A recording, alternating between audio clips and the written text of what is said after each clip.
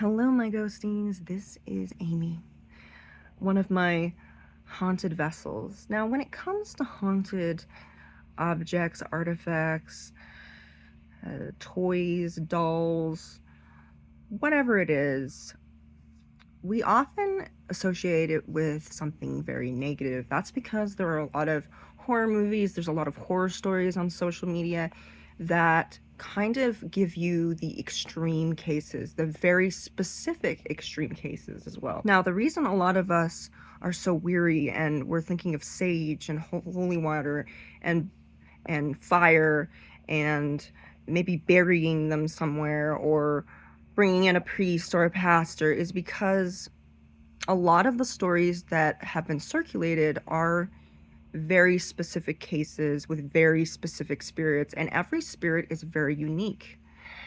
There is no two spirits that are alike. They all have preferences and dislikes, and since they are pure energy, they are very emotional. They make emotional connections, and they will be attached to certain objects. And if a spirit is on the demonic spectrum of spirits, believe me, they do not want to possess you. There's only a specific kind of demon that likes to do that.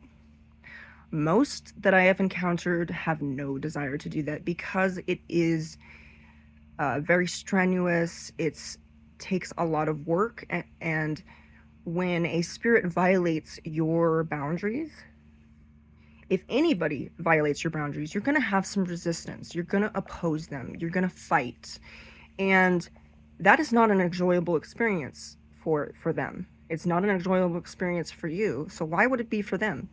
So typically, many demons do prefer to inhabit inanimate objects because it is easier. And just to be honest, we are drama. We are not good vessels. I have actually firsthand from a demon who had history of possession, he said that it was like faking out, that it was like mental illness. So just imagine you have two consciousnesses, one consciousness that's your own and another that's somebody else's. That doesn't go away. They don't get complete control, especially if you did not give them permission. Now, there's a difference between possession and invocation. Invocation is what happens when you allow spirits to guide you.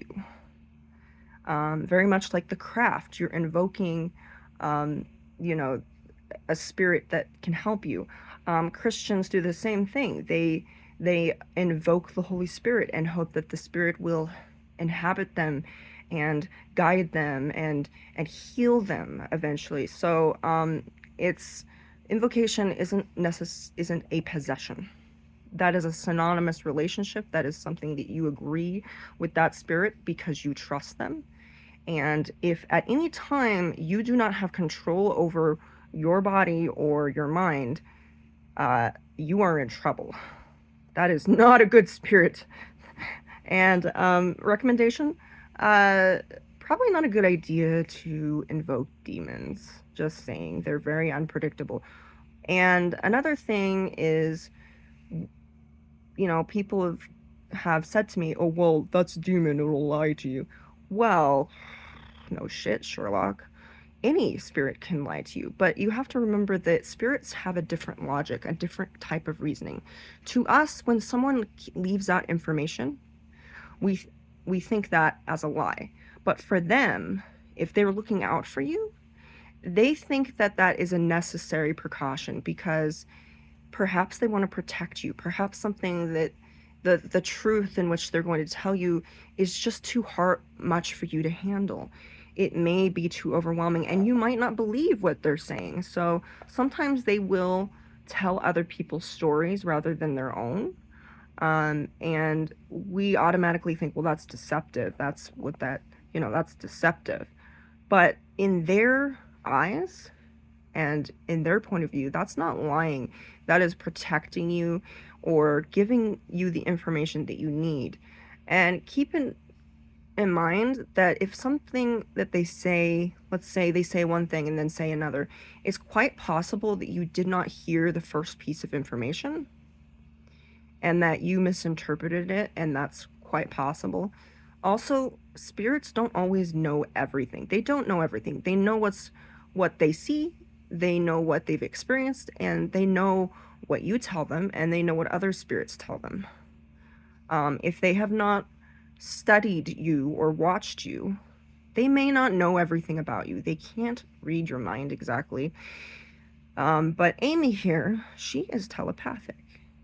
Now, not telepathic as in I know your thoughts, but as in she can project thoughts into your mind. Images, scenes, that kind of thing. That is a very powerful entity. She's very active, she's very responsive. I think when I first opened her up, there was a wave of apprehension, and I think that was because she didn't know where she was. She didn't know who I was. She didn't know if I was gonna just, put her on a shelf and neglect her, which she had before. The seller actually said on eBay in the description that she had been forgotten about. And she has her little friend here.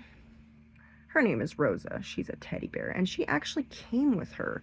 She also has like a little handbag here, which I put an offering in that she chose. It was an offering of her choice. I always allow my spirits to choose their gift. And she came with a box as well. It was a clasp, box that you could carry, kind of like a mini suitcase that you could see through. Unfortunately, it was damaged, and due to previous use, it was taped up. But still, original packaging. If it was damaged, no big deal. She's not even going back in there anyway. And immediately when I picked her up and lit a candle for her, I started singing, and then she started singing to me. She started projecting her voice to me, and it was such an overwhelming experience. And for a few moments there, I panicked. I started worrying. Is this some sort of possession? What's going on? But the more I spent time with her, the more I realized she was guiding me, and she is so powerful that when she wanted me to do something, when she wanted a candle or she wanted something, she was very vocal about it. And it wasn't just my mind that was receiving the message. It felt like my entire body was aware of what she wanted. So when she said candle, I immediately just like instinctually got up. It was, and I felt someone that was guiding me and pushing me and encouraging me to go forward. And it was so powerful that, yes, of course I was concerned, but, I consulted my other spirits, and she has been such a blessing and such a joy. And when we say holy vessel, that means if you have a demonic vessel within your possession, so to speak, you can place that vessel upon, on top of that one, or place it near that, and it will cleanse it. Also, another thing about holy vessels is they will also recharge crystals. A lot of my haunted vessels will recharge crystals because they are so positive and holy and heavenly. And these kind of spirits are really good to have around, especially one that has such a firm, grounding, and dominant personality and energy, because they sometimes will keep the other more cantankerous spirits in line. And another thing is, she just is a beautiful soul, really. But besides being a beautiful soul, there's something that Amy revealed to me, and this was just a yes or no question. I said, is the majority of spirits that inhabit vessels, are they permanently bound to it? And she said no. A large majority of spirits that inhabit vessels, it is a temporary home. It's almost like a studio apartment for them. And, with a studio apartment, you can leave. You can leave the house. You can leave that studio apartment when you uh, need to get some fresh air or stretch your legs. Um, they um, can do the same thing. And a lot of people assume, well, they're bound, they're attached. I would say attached. Attached meaning it's just comfortable for them. A spirit sometimes will inhabit a toy because it has such good energy. So, for instance, when you have a toy, I don't know if you've ever, as a little kid, had a toy that you just took everywhere with, and you held and you kissed and you played with. It just absorbs so much beautiful energy, such and it just becomes a very nice home, even for a demon. A demon may just feel very comfortable with the vessel because it is in a loving environment, and the vessel itself is uh, filled with love. And you think that you're like, well, all demons are evil. Why would they want to be loved? Every entity wants to be seen and heard. And a lot of us, either by trauma or by the fact that we may change our views, um, uh, maybe we just don't have the gift to see or hear them, uh, we aren't really giving them much attention. And there's a lot of anger, a lot of frustration when it comes to being abandoned and neglected. I understand. I have experienced this firsthand, and I understand the trauma that goes with it.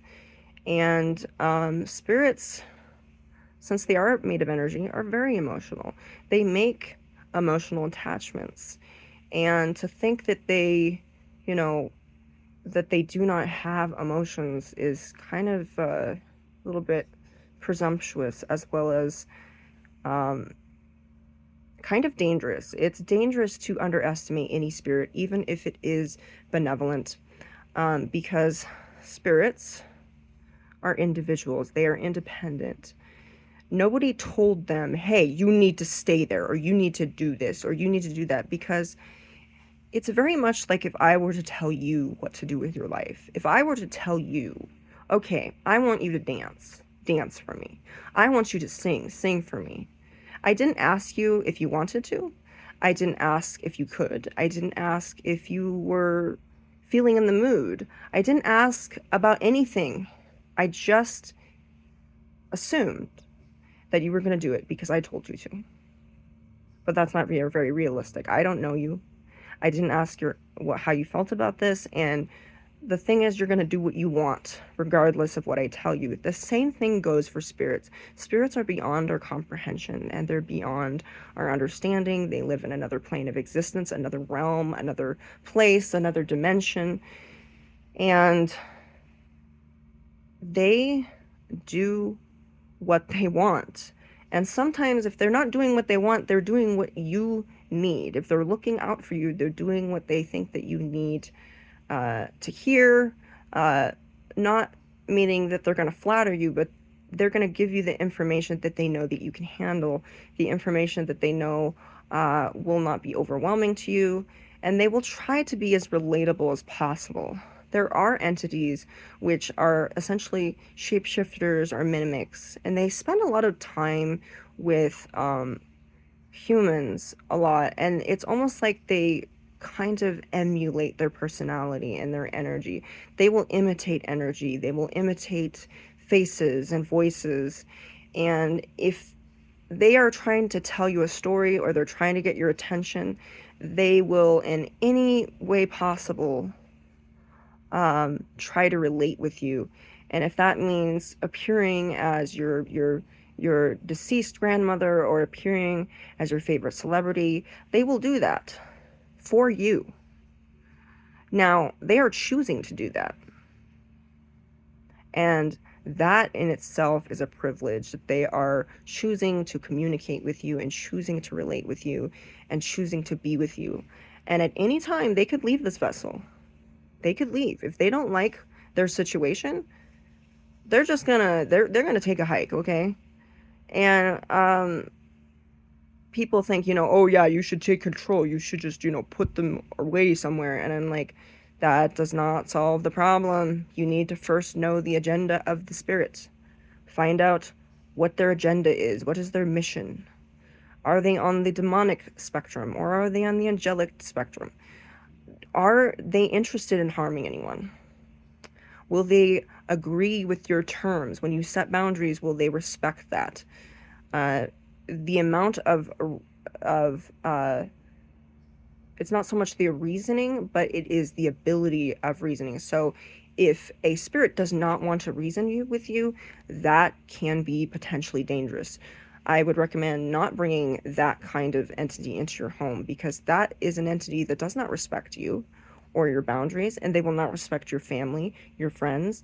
And if they cannot punish you, they may punish others. Demons are known to punish other people in a means to punish you. But they aren't all like that. In fact, if you're under the impression that demons are evil, but you have, religious beliefs, and you believe in the Bible and that sort of thing, you will know that demons used to be angels. So, demons may not exactly like Satan's management. And many of the demons that I've spoken to have told me the same thing. And it's, yes, they could lie, but as I said, any spirit can lie. But they don't have the same reasoning, so they don't think that as a lie often. It's not because they're sociopaths or psychopaths, it's because they are not human beings. They don't live here. They are aliens. Some of them have never even been human. They've never been alive before. So they're not going to have the same systems, the same beliefs, the same morals as you do. And that's okay. But the main thing is to understand their morals and their reasonings. But this is kind of how I know that this whole,